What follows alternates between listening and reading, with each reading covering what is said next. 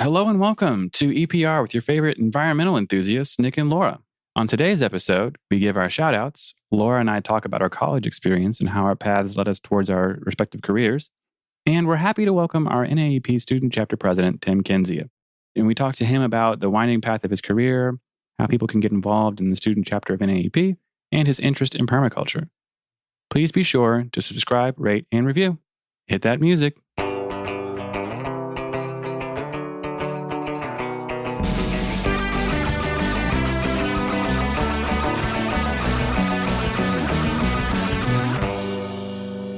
And our shoutouts for today go to Dawn Edwards of Westervelt Ecological Services for her role in helping the conference come together. Dawn is the technical chair for the 2021 conference. Our schedule is now out and live, and we couldn't have done it without her help. We are really going to have a great conference this year, and we wouldn't be able to do it without Dawn. So thank you again. And let's go ahead and get to the next segment. Yeah, just like I didn't go to school till I was in my late 20s, so I didn't do any extracurricular stuff. You didn't go to college until you were in your late 20s? I did my first 2 years of school in my AA for photography and design right after high school. Really? That's awesome. But I didn't go back to school for biology till I was 28. Wow. I didn't know that. I had no idea. Or did I graduate? I graduated when I was 28. So okay. Yeah. Well, it's funny, like, or something. Yeah, my career, I remember like going to college. I wasn't ready to go to college. I just did it because that's what I was supposed to do. Right. And I was like, I'm a smart kid. And they were like, oh, you're really smart. You're good at math and you should be an engineer. You know, I didn't have the presence of mind to say, I hate math. No, thank you. Right. So it took me a year to figure that out. And, I wouldn't say I was busy having fun. I was just busy being a kid, and I didn't care at all about what I was doing for the first year and a half I was there. And, I don't have to, all I have to do to learn something is just read it, and it's just in my brain. And it's a really lucky gift that I have, right? So I don't have to try. It is from someone who can't remember a darn thing. That's awesome. Right. And I don't have to try really hard to remember stuff. It's just, if I read it, I got it. And, like math is a little harder because I have to think through things and there's only one right answer, which I hate, as somebody who likes to work in the gray, it's, I was also really not good hard. at math. But I was still good at it. I just really didn't like it. Like, like I say, I don't think I ever got anything. Like that was the only thing that challenged me in school, and I could still figure it out. And so when I got to college, I was like, I don't have to do anything. I can just, wing it. And you do have to show up. That is actually, you do have to, I have to actually read to understand, and I was doing things like I took a genetics course without buying the book. I didn't have any money, honestly. I was that poor. I was just like, well, I can't afford I'm the laughing book. at you. That's hilarious. Isn't that funny? Yeah. But I got a C in the class, which never would have happened if I'd had the book. And it's just a crazy, weird thing, And so I don't know, like I wished I'd taken some time off. I probably should have done that, and I didn't. But I made my way through it. I graduated with the psychology degree, and I was like, I'm going to go to grad school and do biology. And so I went in 2007, and then I came out in 2009, right in the middle. It was, that financial crash, the Great Recession, and actually, yeah. So my timeline with that was like I had gotten my job in 2005, and then I was actually had papers to be laid off in 2008 because I was last person in, first person out. Right, of course, so, I got the job. Oh, sorry. But now the whole agency is all, when I did retire 10 years later, like new faces finally started to come in, lots of young people. And now they're at the point where I've been talking to them recently, and it's most of the names I don't really know, or it's like so-and-so left and so-and-so left, and these people are retiring. And so pretty soon it'll be a whole entirely new set of people. But, I love this conversation though, because most young people think they still just don't know that you don't have to know. Yeah. And that it's okay that if you're exploring and still figuring out, and it doesn't matter if you do your first 2 years in something that you don't actually get into. Right. Yeah. You can figure it out. It'll happen. It'll be okay. And it's nothing to be embarrassed about. No. Or you don't have to feel like a failure if it didn't work out. It's like get yourself around people who will support you and help you figure it out. And that's what NAEP is for. So I'm really excited to talk to Tim today and hear about his experiences. For sure. Yeah. And I think it's just, Yeah, it's nice to have that mentality that, a lot of planning goes into everything we do.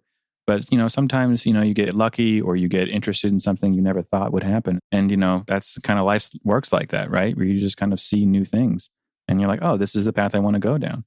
I mean, if I'm being totally honest, I didn't even know what NEPA was when I took the job, my first job. And I was aware, but I didn't really know how it worked or anything like that. I went to grad school for like wildlife biology. And right. I took the job because I needed a job, and it ended up being something that's really fun for me and really challenging for me, because it's different every time, which is great. And I need that. But yeah, it's totally, circumstantial. If there wasn't the crisis, that the Great Recession, I probably wouldn't have taken that job. I'd probably be doing something more outdoors and more on the wildlife biology side of things. But who knows, it just kind of worked out for me. And I'm really, really happy with it now. Right. There's some alternative universe where you're out there doing right. biology. Still picking up box turtles. And you're like, this is the best life. I'm so glad this worked out this way. Yeah, exactly. Saying the same thing. And that's the point, like there's not one path for anyone, and there's people, like you said, you went back to school. You're like, this is what I want to do now. Oh, total 180. I mean, I went from photography and design. I took natural resources for non-degree seeking students and I didn't pass. So I had to start all over. Yeah, and, you mentioned that you didn't even know what NEPA was. Oh my God. I didn't know what NEPA was until I got involved with NAEP, because in Florida, we don't speak in terms of that. Our delegations are different. So, and I wasn't in permitting. And I don't even think our permitting, like I've never, unless you're in transportation maybe, but in the regulatory space that I was in at the county level, we weren't talking about NEPAs and in that kind of, we were doing wetlands assessments and EISs, but I had not really gotten exposed to the term NEPA. Yeah. So that would be a conversation maybe for another day. We can explain what that is to the youngsters out there who probably don't even know. I know. And maybe some adults like myself. Yeah. Because, we just take it for granted, especially when you're working in that space. Yeah, for sure. It's just something everyone knows, but really till you cross the path where you need to know it, you might not. Yeah. Yeah. And like, the wildlife biology world doesn't really revolve around NEPA at all. Like what you're doing. I mean, in some ways it can cross, paths for sure. Like when you're talking about Section 7 consultation, with Fish and Wildlife, with the, Threatened and Endangered Species Act. But like, there's not a lot of, or the Endangered Species Act. Wow. There's not a lot of, like when I was learning in school, I actually think this is something that has been changing over time. But when I was in school learning about what I would be doing, it taught me a lot about the science of things, which was really interesting for me, really fun. It did not teach me hardly anything about the working world, Right. And not just how you make money in the field, but how it actually works. And, I could have taken a few more environmental policy classes, which probably would have helped me, but I didn't have to. Like the ones I wanted to take were all ecology and population dynamics and that kind of stuff. So it was different. And yeah, I think NC State, for example, where I am, they're actually requiring their graduates of their natural resources programs to intern at companies that do environmental work. And that's really smart. It's a really intelligent thing that they're doing, because it gives them that real world experience to kind of see how it works on the practical side. Yeah, I think anybody who wants to do that type of work should definitely be looking for internships, because a lot of times once they graduate, it's hard to get that entry level experience in regulations without having done an internship. Yeah. But it's possible. If you're listening, it's possible. So, one thing we want to keep going is make sure that our young professionals that are listening are feeling positive and motivated and understand that there are options out there and there are ways to get plugged in and to learn and to fill that gap. We've all been there. So 100%. Yeah. So let's talk to Tim and see what he thinks. Yeah, for sure. I'm sure he'll have some fun stuff to share. All right. Super excited to introduce today's guest, who is Tim Kendzia. He is our Student NAEP chapter president. And I'm going to let him tell us a little bit about who he is. But welcome, Tim. Great to have you here today. Hey, thanks, Laura. Thanks for having me. Yeah, so I am a NAEP Student Chapter president for American Public University. Been the president of this student chapter for a couple of years now. So I've really gotten to know NAEP from my perspective, at least, pretty well. It's been good. clearly, so I keep doing it. Right. Yeah, right. I'm glad they don't give me the boot. I'm still a student, so keeps me engaged. It's good. It makes me feel like I'm in a bigger sort of sphere than just school. Right. Awesome. It's about me. I live in Connecticut. I'm working full time, going to school part time, have a family part time. Well, full time, but I'm a busy guy. But it's good. I fit everything in. We'll ask your wife if you're part-time or full-time. Yeah, right. Yeah, I'm not asleep. Yeah, right. Totally fair. That is a lot of stuff to handle. You had a really unique start to your environmental career. How'd you get started and interested in doing that? So I was going to military school out of high school, and I was into that sort of field, and I was had my career built around that, and getting into it and getting more in depth about what was involved and the risks. I backed out. Yeah. And I was lucky. I was able to, receive a discharge and not have to go into mandatory service or anything. Knowing you, I found that I was really surprised by that. Yeah, right. That's what everybody says. I'm like, I was doing military training, got to, handle a machine gun. Oh, wow. Yeah. It was, really intense though. So I got out and, I was like, oh man, now what? I didn't have that planned. I spent about a year finding myself sort of. And I found this environmental program in Colorado Mountain College, Leadville, Colorado, which is the highest town in the state of Colorado. Oh, wow. And cool. Really in all the US. I think there may be a town in Alaska that's higher, but. Really? I didn't know that. That's really neat. It's 10,000 feet. Oh my goodness. Wow. Yeah. So you have your pops several times on the ride up. So I started my environmental career there basically, and as a associate's degree program, and got a lot of field work out and super fun sites because of historic mining. So I got to see mine closures and toxic waste dumps and red ponds that were just like stay back, touch it with a stick from far away. Right. And the stick melts, Yeah, it was like we take pH readings and they were like 2. Yeah. Like, oh my gosh. All right. Wow. So that's how I got my start. And then when I finished the degree, I had an associate's. I'm like, all right, cool. I can get my foot in the field. Moved to Connecticut about 6 years ago. And, I've had a lot of different jobs since. Several have been environmental, energy efficiency, mostly home energy audits, moving into commercial buildings and stuff too. It was pretty cool. I'd say that's the bulk of my experience. Currently, I'm actually an equipment technician for a rental company and rent environmental equipment. I do the work on the equipment. Yeah. So how much do you have left of your school? Got a year left, basically. A little less, hopefully. I think I'll be done at the end of 2021. Right. Awesome. That was awesome. And so all the different experiences you've had and stuff, do you have a little bit better feel for what you'd like to do? Yeah, I also feel like I feel confident that I can do a lot of stuff. So, I can do anything as long as I get the job and I'm hired.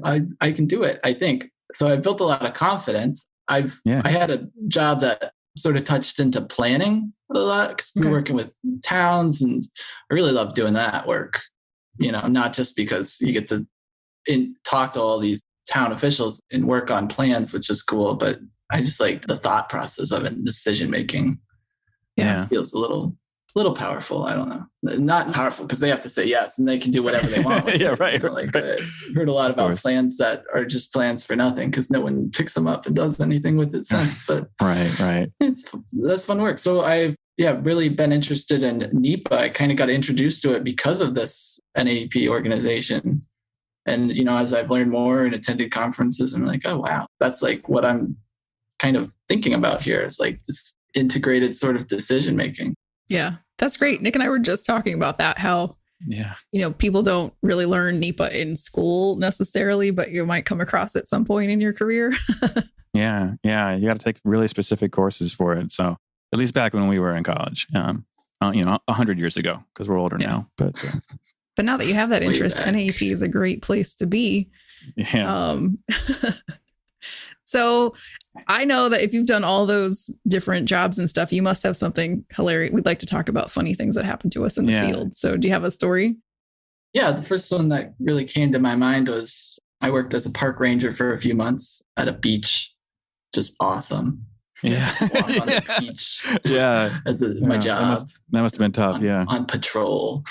Yeah. Right. And so one time there was just, a missing person alert, which is serious. So I was like, all right, boots to the ground. I'm like, all right, I'm going to go out and look, I'll find this person. And they're like, all right, this is where we last knew. So I drive out there, rush basically, like full speed, get there. And the guy's just at the end of the pier. He's fishing. He's like, oh, wait, people are looking for me. Like, he's happy though. He had caught some fish and he was just ready to go. And they were looking for him. So I gave him a ride back. We were in a rush. He was having a great day. Yeah. Yeah. And he found out people cared about him too. So that's, he wins both ways. Yeah. Yeah. Right. I'm sure he likes that story too. Yeah. I bet. And gosh, you have like all these different jobs you talked about. Would you say like your toughest one would be selling solar? Yes. To retail? Yeah. So why was that difficult? And how'd you manage it? Man, I'm not exactly the most outgoing person. I mean, they probably come across that way through online media and stuff, but I'm definitely like a shy sort of person when in a group. And this job required me to go straight up and talk to people, right? In a store. Never met them before. It wasn't even the town I'm in. So I was like more nervous actually to see people I knew after I got into it a while. But, so like I was basically pitching solar to people. I was working for a solar company and they wanted to book sales appointments. So I just had to chat it up and, get people to agree like, hey, yeah, we'll do a meeting this time, this day. And that was the toughest part, was that every single day I had to do it. The first couple of weeks, I'm like, all right, cool. And then I'm like, oh man, it's like definitely. I know you guys talked about it in another podcast about how like social interactions can wear you down. Yeah. And it was wearing me down, but I guess fortunately the company laid us all off. So. You don't hear those words together very often. Yeah. Right. But the stress was over, at least in one way. Yeah, right. Fortunately, they gave me the boot and I was free and clear. Yeah. Yeah, exactly. Yeah. Right. But now like that's something you've learned that you don't want to do that, No, right. Exactly. And, on the plus, I'm not as nervous to approach somebody about sales, if that ever comes up in another job. Can do sales. Because there's nothing harder than that. Just cold open, just, hey, how you doing? Give me your money. That's the hardest thing to do. So exactly. And it's definitely a lot of pushback. Right. We were talking earlier and you mentioned that you were into permaculture, which is really cool. And also another thing that not everybody's really super familiar with what that is. So, how did you get into that? What do you love about it? Well, I guess what I love about permaculture is being outside and working with my hands and getting in the dirt. And I love composting. I did that as a capstone project for that associate's degree. So it's like, getting into the natural systems. And I think permaculture is like, it's technically called a design sort of system. Mm-hmm. And it's a style of design kind of for your outdoor landscaping, but it even goes beyond that. I'm not considering myself a permaculture expert at this point, but picked up a few articles and YouTube videos, how-tos. And what I love about it is everything in a way is based around yourself. It's not totally selfish, but it's like instead of planting like just like a hedge or whatever, you're going to plant a berry bush. So right. You can get, it's kind of just it's very much about self-sufficiency, which I think actually the permaculture school sent out a thing saying that self-sufficiency Google searches went up 4,000% this last year. Gosh, I bet. Yeah. You can imagine. Gosh, that's so true. Just a lot of people are running out of toilet paper. Right. What do we do when the world ends? Yeah. Oh my God. Right? Yeah. Peppers are like, I've been waiting for this all my life. Yeah, right. Do you do that in Connecticut? Yeah, I mean, so I have a house and in my yard, I'm doing it. I'm not expanded out into other people's yards yet. be interested in that if anyone wants. Your neighbor's like, what are you doing over here? Yeah, right. Yeah. Like, hey, why didn't you rake your leaves this fall? It's like, I'm waiting for spring. I'm trying to leach the nutrients. Yeah, right. You're trying to what? Oh, that's so fun. So, I mean, the leaves will have nutrients still in them, and you let them decay, and actually the fungal network will eat them up too. And oh, yeah. Yeah. So I need to system. Yeah. I actually had this neighbor one time who was an older guy couple. And like it wasn't anything like permaculture. It just was this natural area I had in the middle of my backyard for bunnies and whatnot. And he would, every chance he had, he was over the fence yelling at me to mow. So I hope you have neighbors that allow you to do that in peace. Yeah. Yeah, they don't tell me to my face. It's nice. Yeah, it was stressful. Right. But you have been in the student. So we met like from the student chapter through I think the conference, maybe the year before last was the first time I actually met you in person, because it wasn't last year in person. So it must have been the year before. Yeah, right. Exactly. That was the first conference I went to too. So yeah. And that year the students were doing like a group presentation thing or something. So I'm just curious, and I would like for people listening, especially young persons, to know like what it is the student chapter offers and all that. So, if you could just share your experience with that student chapter and, how you got involved, how someone else can get involved, and then the sort of stuff that you guys do.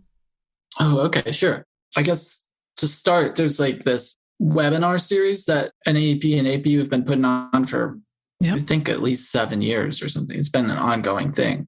And so as students, we get blasts about it every now and then when they're coming up. And I saw one that was like actually about like getting your foot in the door for the environmental profession, which sure. I'm like, yeah, sure. That's my question. And, after attending the webinar, asking some more questions, they're like, oh, why don't you just come to a chapter meeting? Sure. So I showed up and they're like, all right, here's how you get in. I'm like, all right, I'm interested. I'm interested in like networking. I kind of started to learn the value of that a little bit before. And, more importantly, that's what they said was the key to getting your foot in the door. So I'm like, all right, I got to do it. So they're telling me to do it. That's what I want to do. So just do it. And then in addition, they're like, and we need officers. And I'm like, oh, what positions? You want to be president? Okay. Yeah, sure. You're shy and an introvert. You want to be the leader of this thing? Yeah, right. So it's like all of a sudden I had to put on meetings and come up with agendas and try to keep people on track during the meeting, which still is something I don't do 4 years later. So it's okay. I've worked with many very experienced leaders who can't do that either. Yeah. It's a dedicated group. So, I mean, like it's definitely not just me in the chapter. And I do appreciate all my other members. And I've got this year, I'm sort of blessed to have 3 other officers who are helping me run things. So as I was doing that on my own for a year or two. And I guess to circle back to the main point though. So I got started working towards this group project just sort of out of interest in trying to create some kind of a research paper, actually. We'd been encouraged by the NAEP, what was it? Because it's not a current journal anymore, but the environmental practice.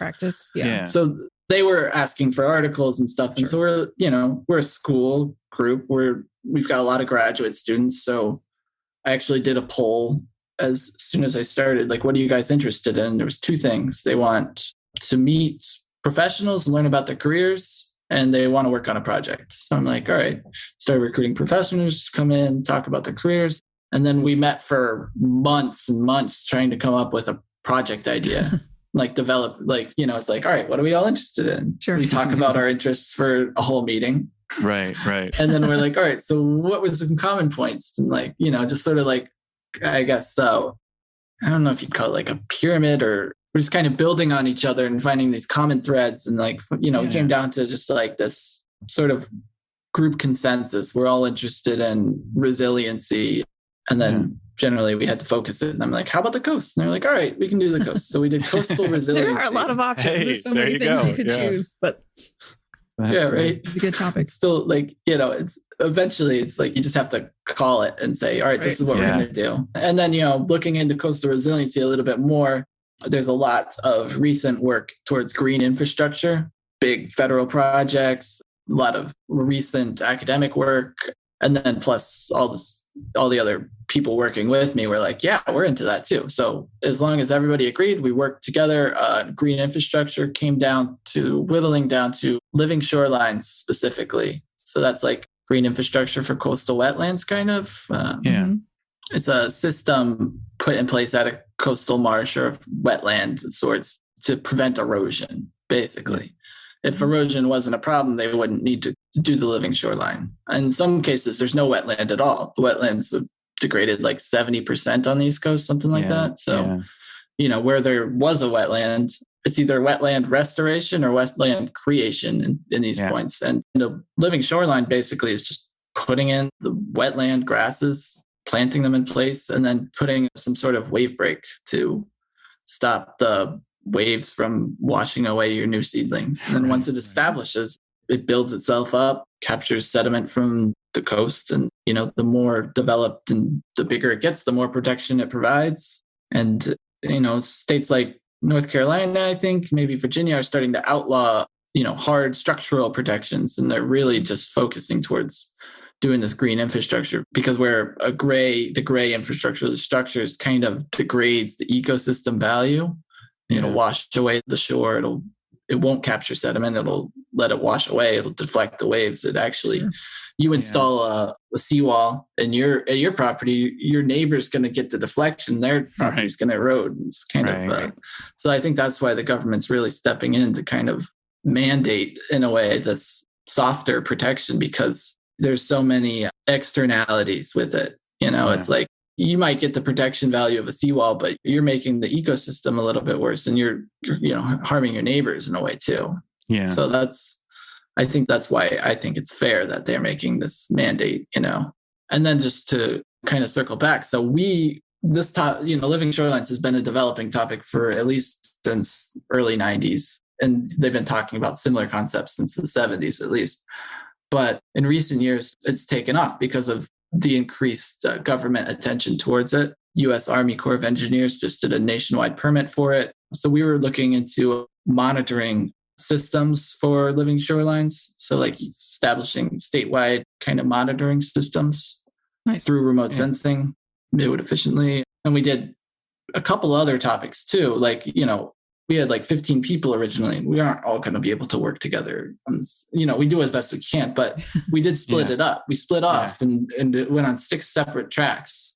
And so in the end, our group developed 6 separate presentations for the NAEP conference. Yeah. For you, was it a fun experience to present at the conference or? Yeah. I loved actually presenting at the conference. Yeah. After doing all the work to do everything else, the presentation was like, yeah, finally.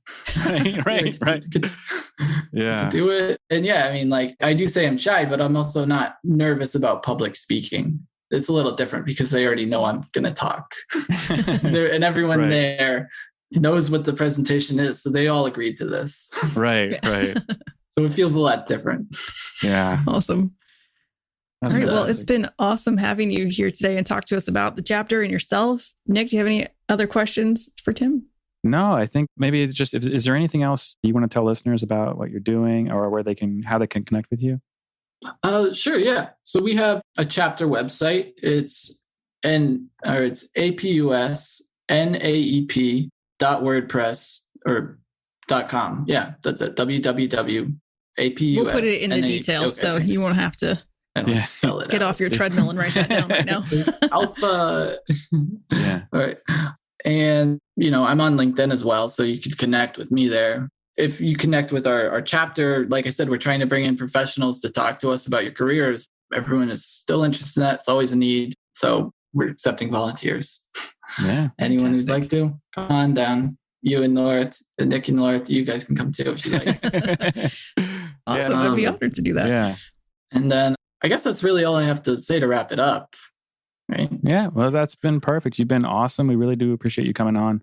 And it's been really fun to hear your stories. So thank you. Really appreciate all you're doing for the student chapter. It's great that you took up the helm to do that the last couple of years and still doing it. So thanks so much. Thanks, Chris. It's been a lot of fun. NAEP team. All right. Thanks. Glad to be with you guys. It's really great. Lifts me up, actually. Awesome. Yeah. Thanks, Tim. When we're allowed to go outside, for sure. Yeah, right. soon, hopefully. All right. Yep. See you, Tim. Bye, guys. Bye. And that's our show. I want to give a huge shout out to Tim for coming on. It was really great to hear from him. And, please do check out the NAEP Junior chapter. And like I say, thank you guys for listening in. Please be sure to subscribe, rate, and review. And we'll catch you next week.